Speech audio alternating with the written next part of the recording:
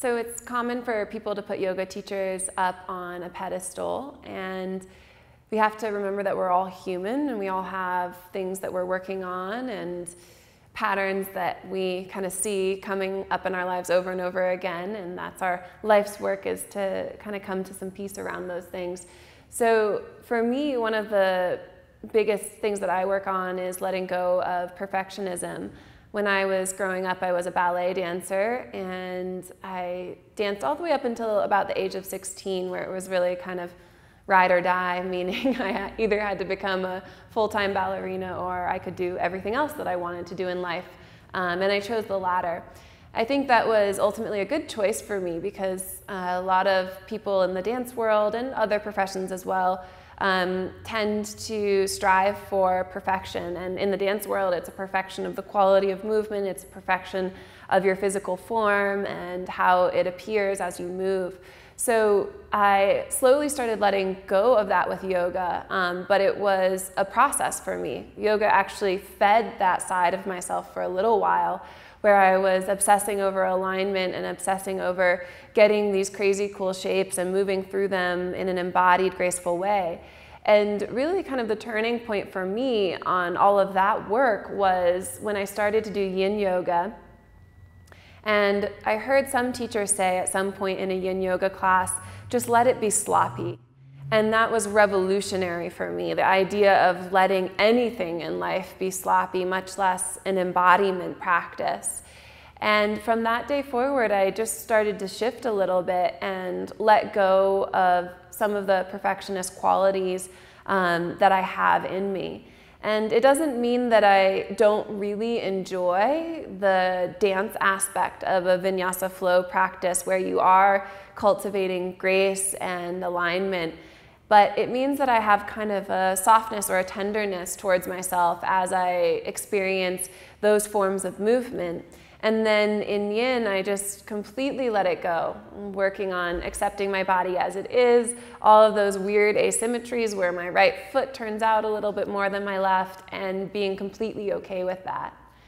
So I hope that sheds a little bit of light on one of the aspects that I'm working on in my life. It's an ongoing process, and how yoga has helped me move through that.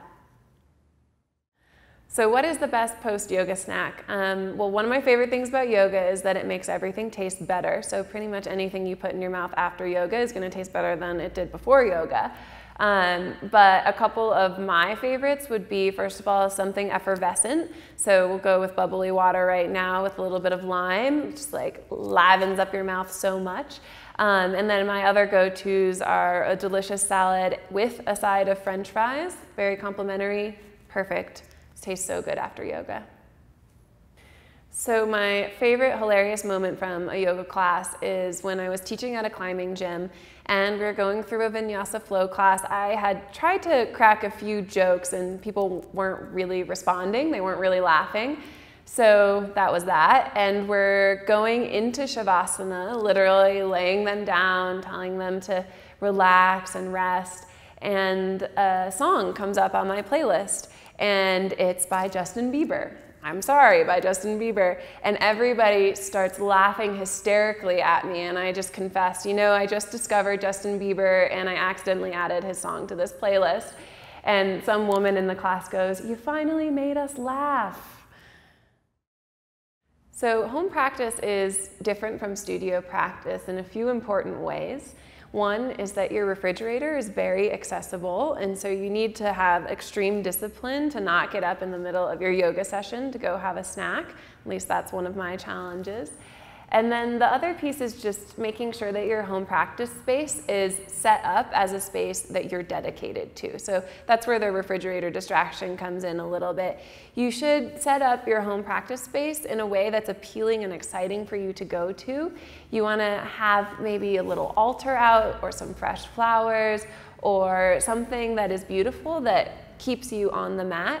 And then I always like to keep the space a little bit contained if I'm indoors. So that might mean closing the door to the room or putting a curtain up, just having some sort of barrier between you and the home life that is around you, so that you've set aside this time and this place to practice so that you can be fully in it without being distracted by anything that is beyond your practice space.